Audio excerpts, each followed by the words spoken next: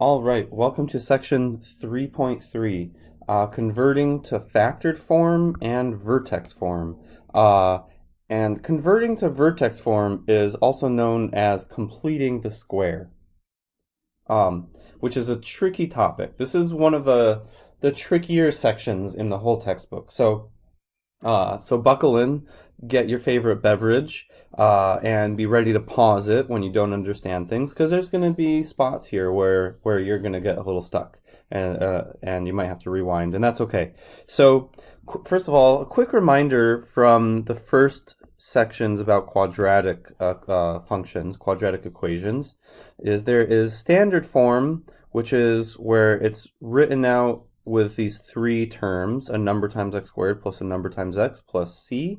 There's factored form, where it's written as the result of multiplying these three numbers, two of which have x in it. And then there's vertex form, which tells you the vertex is the point hk. Whatever the numbers you have instead of h and k here will give you the vertex.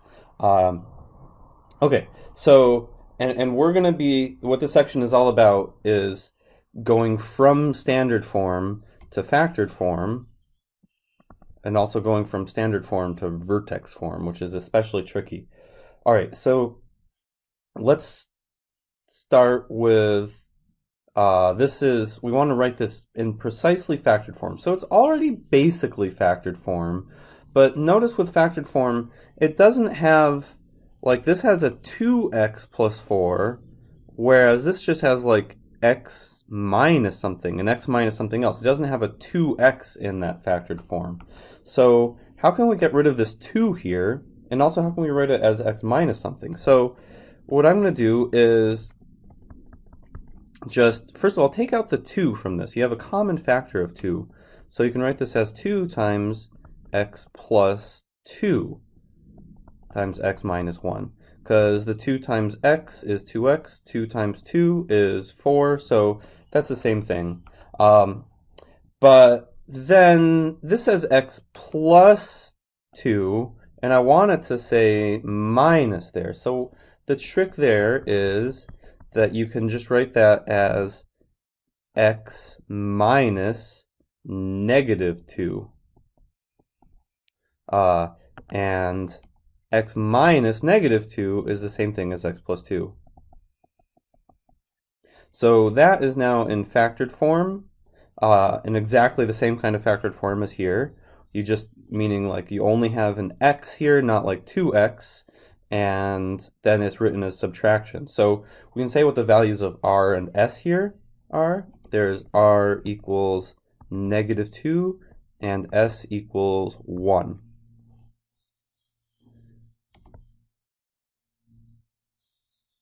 So that's factored form exactly. Okay, so this is not in factored form, so we need to factor it. So this function is named q of y.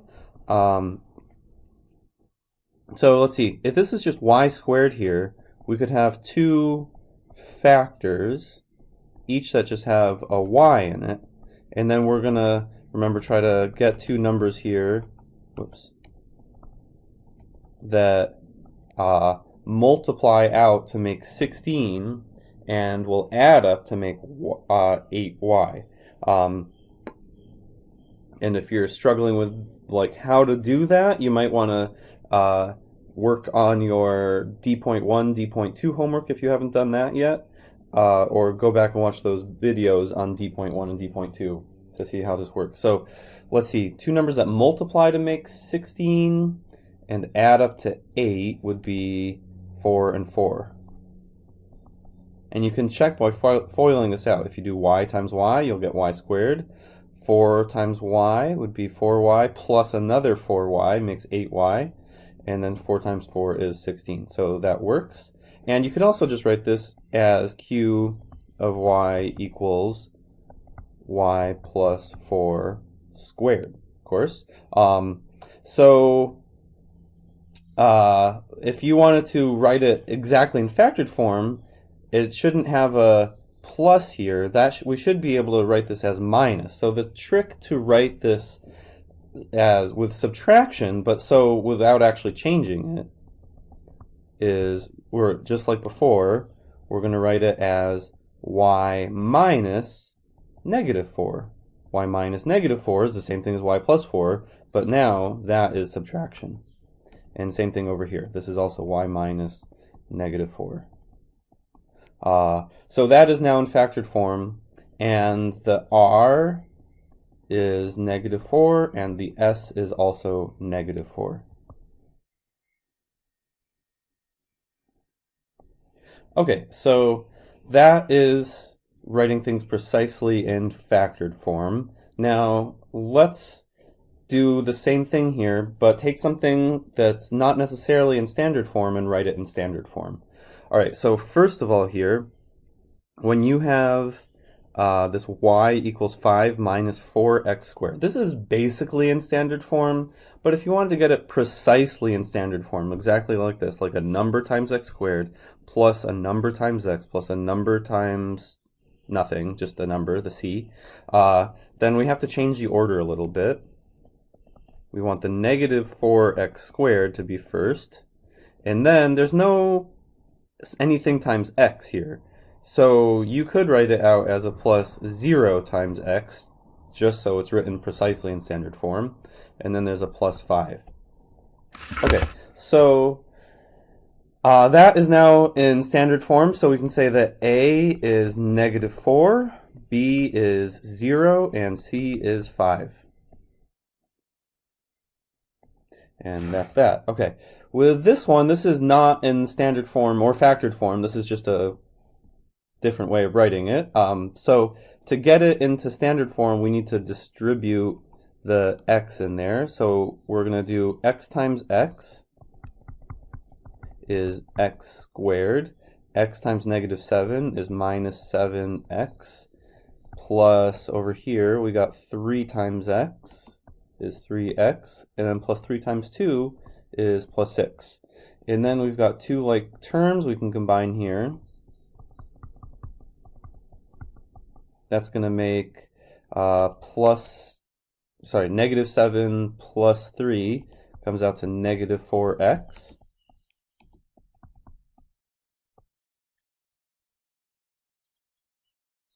And that's in standard form. Oh, I forgot to say what the values of a, b, and c are. If you just have x squared is the same as 1 times x squared. So the a would be 1, the b is negative 4, and the c is 6.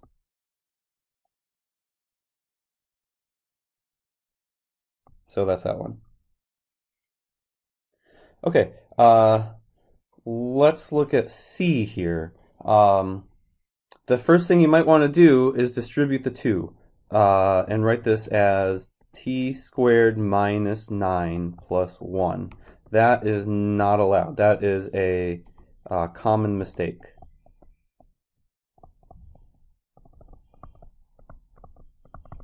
So instead of doing that, what I want to do is write this out as t minus 3 times t minus 3. That's what it means to raise something to the power 2. To square something is multiply it by itself. So let's do that. G of t equals t minus 3 times t minus 3 plus 1. And let's see. When you do the t minus 3 times t minus 3 here, and you FOIL it all out, you're going to get g of t is, there's a t squared minus 3t minus 3t, and then negative 3 times negative 3 is plus 9, and then there's the original plus 1 from right here. So negative 3t minus 3t becomes negative 6t.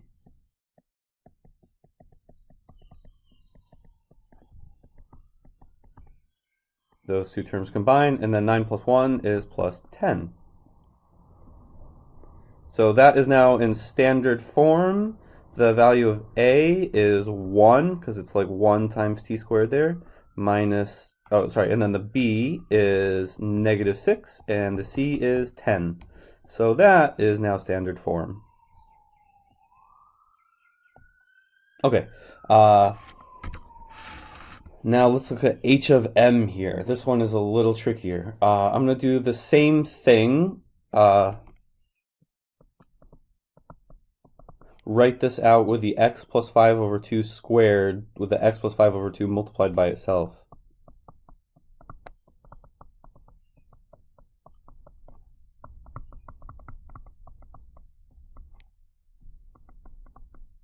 So yeah, that's what it means to square this, is just have another copy of it here. Okay, now let's see. I'm going to FOIL out the x plus 5 over 2 times x plus 5 over 2 first. So that means I'm going to leave the negative 3 alone on the outside. And then we're going to have x times x is x squared plus 5 over 2 times x from the inner terms. And then the outer terms are going to be another plus 5 over 2 times x. And then, let's see, we're going to have a 5 over 2 times 5 over 2. There. And then minus 4. So, oh wait, but then, here, we've got to be careful of the order of operations here. This thing is all being multiplied by 3. So, that part, everything there, needs to still get multiplied just by 3. And the negative 4 is not getting multiplied by 3. So to keep the order of operations right, you need parentheses around that stuff. So now I'm going to simplify the stuff inside these parentheses. Let's see, 5 over 2x plus 5 over 2x, those are like terms. So when you add them up, you're going to get 5 halves plus 5 halves is 10 halves. Plus 10 halves times x there. And then 5 over 2 times 5 over 2. Well, 5 times 5 is 25. 2 times 2 is 4. So it's like that. And then there's a minus 4 on the outside. All right, then over here, I want to distribute that negative 3 in there. So that's going to be negative 3 times x squared plus negative 3 times 10 over 2 is going to become negative 30 over 2x. And then negative 3 times 25 is going to make negative 75 fourths. Okay, and then let's see. Now I have these two terms that don't have x in them. Right, this says minus here. I can combine those two, but you need to make them be like fractions. So they both need to be over 4. So if I want to take 4, I'm going to rewrite this 4 here, but I'm going to rewrite it as something divided by 4. So what divided by 4 equals 4? Well, 16 fourths is 4. So that's the same as that. And then you can do negative 75 minus 16, which is negative 91. So I'm running out of room here. So this is going to be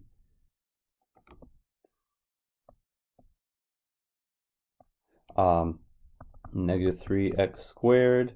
Oh, and then negative 30 over 2 is negative 15x. And then this is going to be negative 91 divided by 4. So that is now in standard form. That's your formula for h of m. And we can see that the a is negative 3, the b is negative 15, and c is negative 91 fourths.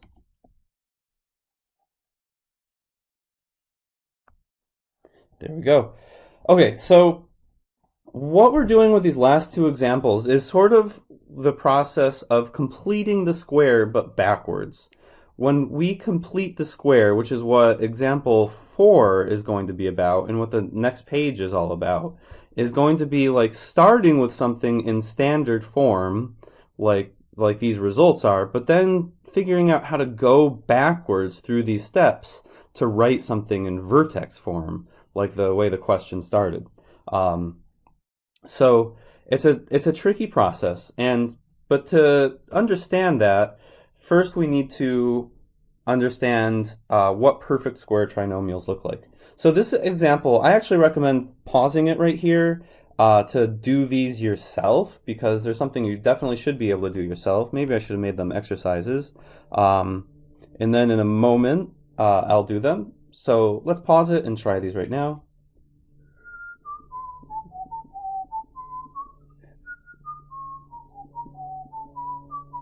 All right, welcome back. Let's expand this. So x plus r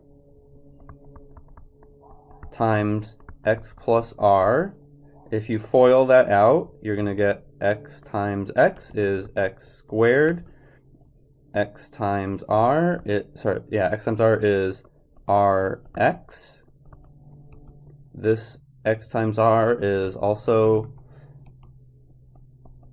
xr, or rx and rx are the same thing. And then plus r times r is r squared.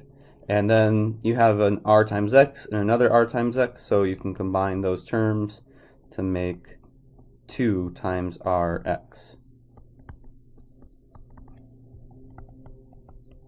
All right, so that's that one expanded out. And same thing here. This is going to be x minus r times x minus r. If you FOIL this out, we're going to get x squared. And then there's an x times negative r is minus rx. And then there's a negative rx here, another negative rx. And then a negative r times negative r is plus r squared. And so these two like terms you can combine to get x squared minus 2rx plus r squared. Okay, so these are important formulas that I'm just going to write out here again so we can see them in the frame when we're on the next page. So these formulas are so important, I'm going to put an extra box around them. These are, you can either call it the square of a binomial formula, or you could also call it the perfect square trinomials formula. So if you have something that looks like this thing over here on the right sides of these formulas, then that's called a perfect square trinomial because it can be factored into the square of a binomial. Like going backwards through these steps here would be factoring.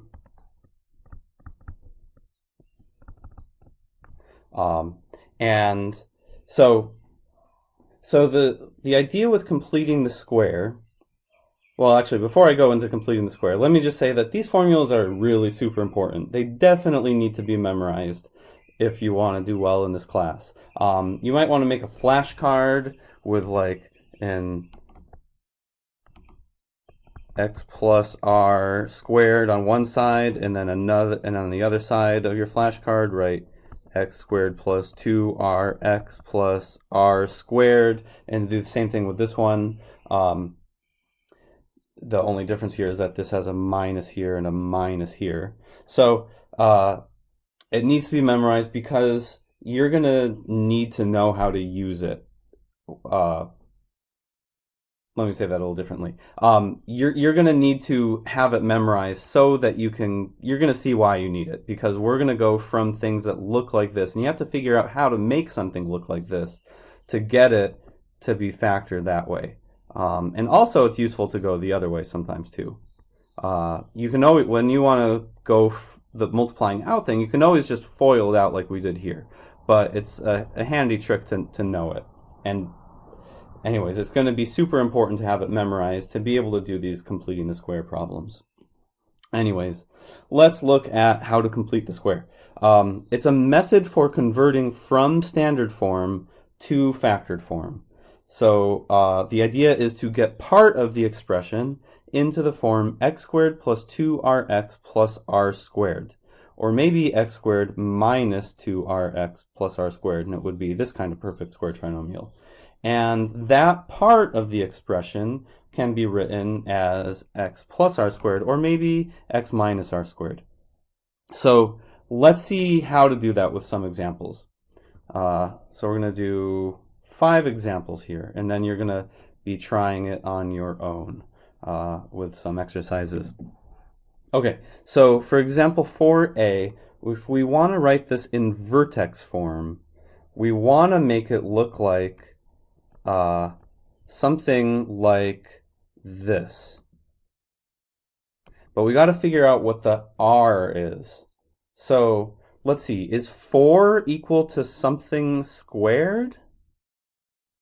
Yeah, 4 is equal to 2 squared. And is negative 4 equal to minus 2 times something or plus 2 times something? Yeah, we could write that as minus 2 times something.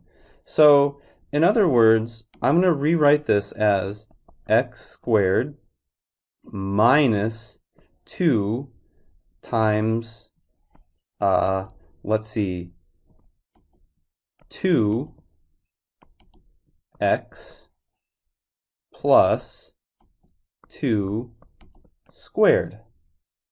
So let's see, it doesn't quite look like this one because we have the minus, so we're actually doing it more like this. We got that minus here. So this is now a perfect square trinomial.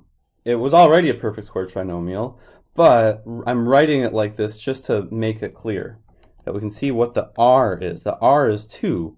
So if it is a perfect square trinomial, like something in this form up here, we know that that's the same as the factored version on the left. So that's what we can do, is write this as x minus r, the r here is 2, squared. And that is now basically in vertex form. And if you're not sure about this, by the way, you could always check. And checking is not just to check your answer, but like I always say, it helps you understand the process. So if you do x minus 2 times x minus 2, that's what it means to square it, and FOIL it out, you're going to do x times x is x squared, minus 2x, minus 2x, and then minus 2 times minus 2 is plus 4. And yeah, minus 2x does give you that minus 2 times 2x, or minus 4x, so that works. Okay, so that is how you can check it, and that's always a good habit that I recommend. But if we want to write it in precisely vertex form, remember vertex form means like a times x minus h squared plus k.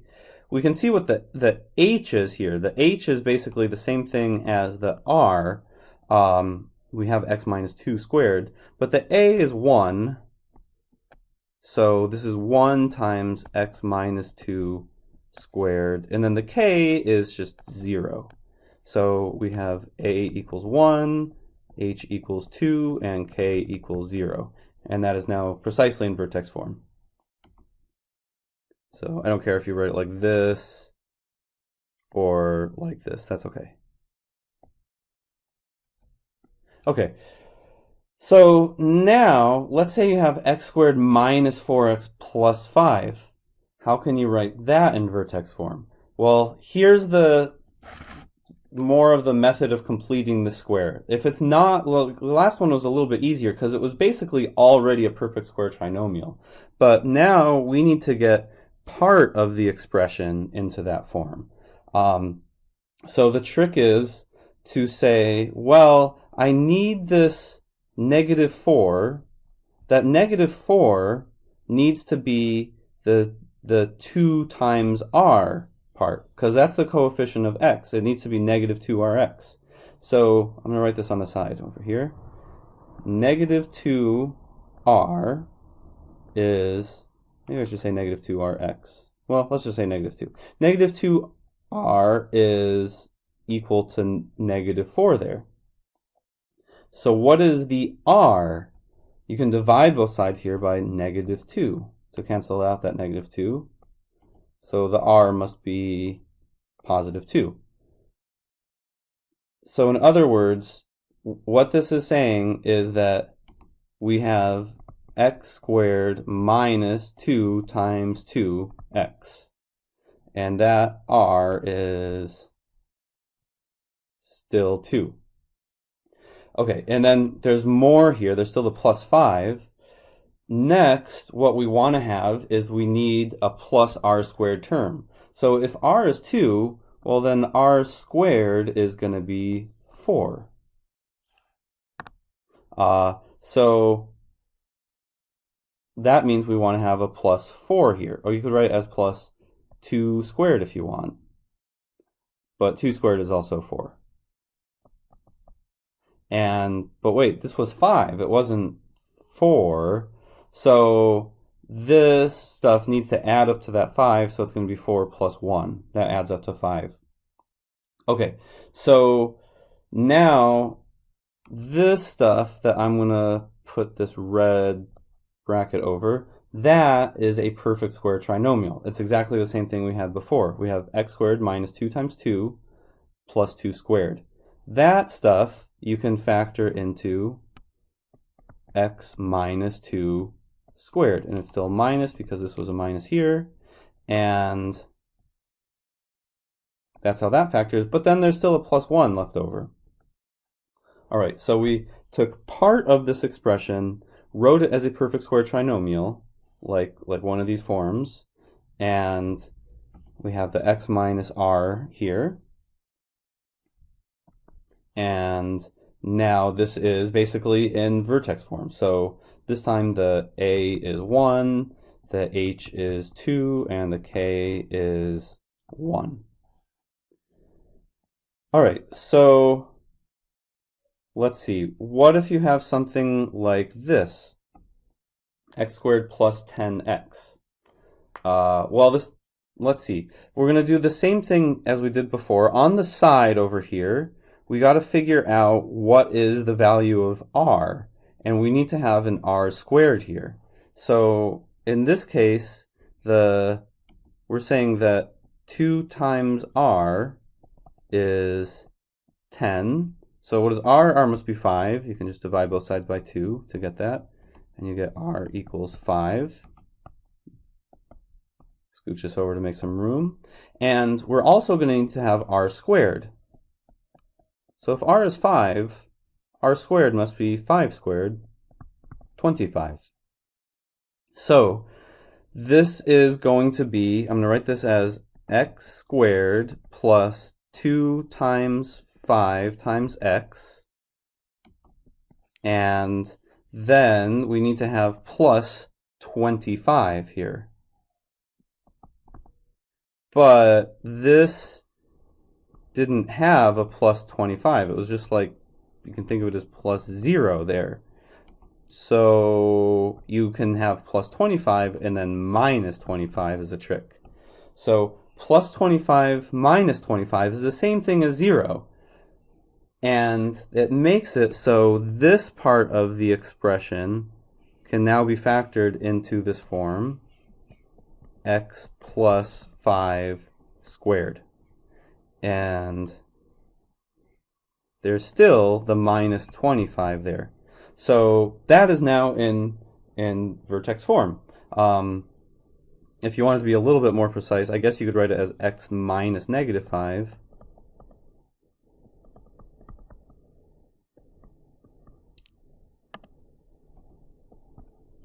minus 25. So here you can see the a is 1, the b is negative, sorry, not the b, the h, excuse me. H is -5 and k is -25. Okay, so let's do another one. So here, what if you have this 2? The 2 makes things tricky. We're still going to follow the same basic strategy of trying to write part of the expression into vertex form like this. But the vertex form needs to just have x squared and not 2x squared. So let's look back at these examples of going backwards the other direction. Like, for example, D. There's a -3 here, right? So what we're doing here is we're starting from something sort of like this result and going backwards. So to make this work, we're going to need to have that -3 factored out. And in our case with this example D over here, we need to factor out the 2 from part of it.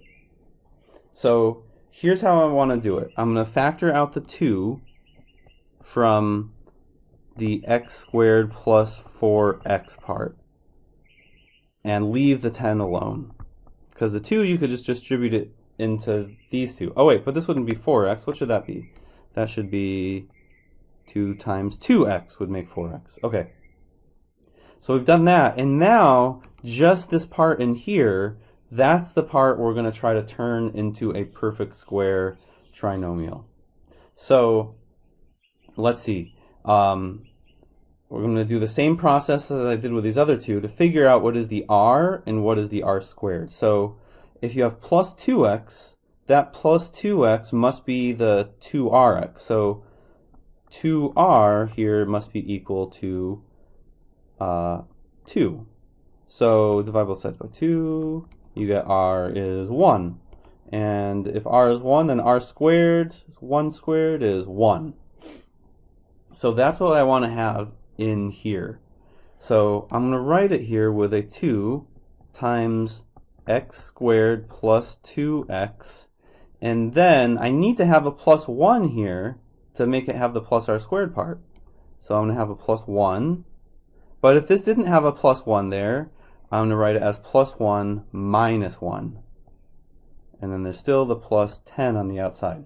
So that plus 1 minus 1 is like the same as the plus 0 that was in there. And that is the trick. So let's see.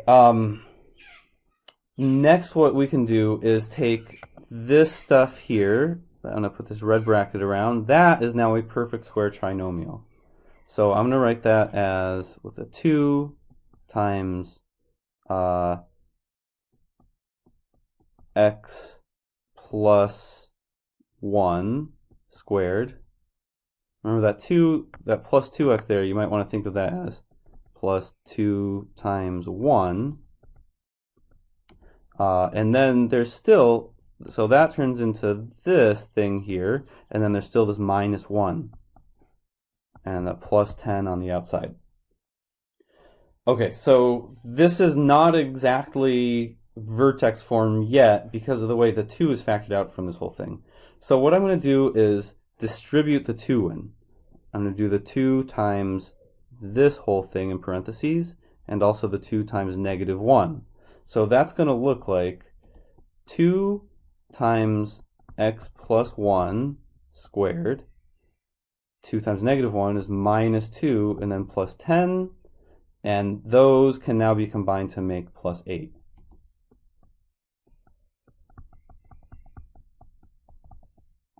And that is now vertex form.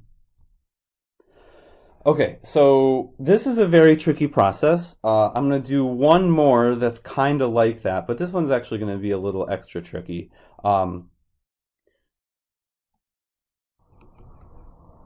So we're going to do the same basic trick here. See how we factored out the 2 from these two terms?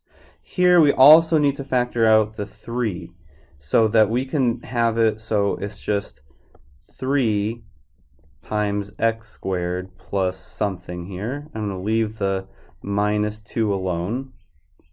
But let's figure out what should go here. That needs to, after you distribute the 3 in there, you need to get 14x. So what can you multiply 3 by to get 14? Well, the trick for that is 14 thirds. 14 over 3 times 3 is 14. Okay, so that, I'm going to scooch this over to make a little bit more room. So that is now equivalent, and now I have it so it's just x squared. So this part in here is what I'm going to try to make into a perfect square trinomial, something like x squared plus 2rx plus r squared. So that means the 2r must be equal to 14 thirds. So on the side over here again, I'm going to do 2r equals 14 thirds. And if you divide both sides by 2 here, dividing this by 2 is a little weird. Might need to review some fraction arithmetic, but if you have 14 thirds divided by 2, that's just going to be 7 thirds. You might want to think of dividing by 2 as the same thing as multiplying by 1/2, and then you can like reduce the 14 over 2, which will just give you 7. So that's your r is 7 thirds. So if r is 7 thirds, then r squared is going to be 7 thirds squared. So that means 7 over 3 times 7 over 3 is going to be 7 times 7 is 49. 3 times 3 is 9. And you can reduce the 9s and just get 4. Just kidding. Just seeing if you were paying attention there. Okay.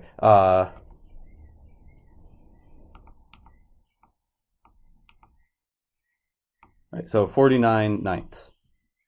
Anyways, so that's what we need to have in here. We have to have 14 over thirds x plus 49 ninths. And I'm going to write this, by the way, as 2 times 7 thirds, just so you can see what the r is here. And you have that times x, and then we need to have plus 49 ninths minus 49 ninths. That's now the same as what was in those parentheses, and there's still a minus 2 on the outside. Okay, so the idea here is 49 plus 49 ninths minus 49 ninths. Those cancel each other out to make 0. But that 49 ninths is also 7 over 3 squared. So everything I'm going to put in this red bracket here is now a perfect square trinomial. And so I can write this as 3 times, there's all these big parentheses here, but the stuff in the red bracket you can write as x plus 7 thirds squared.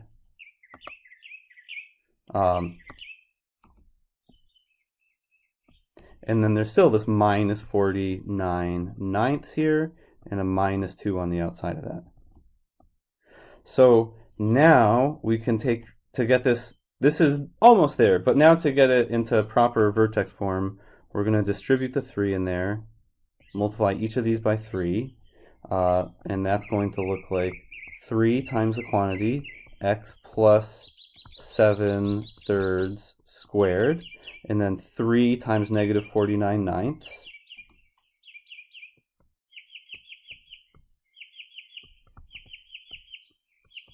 Like so, and then there's still a minus 2 left over.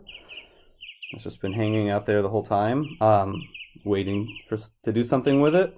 Well, now's your chance, minus 2. We need to combine these fractions, but first I want to actually reduce this. The 3 over 9 you can write as just 49 over 3.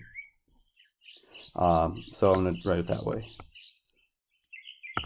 49 over 3. Okay, so if you want to combine these fractions, you need, like 49 over 3 and just 2, you need to make them have the same denominator. I'm going to work this out on the side over here.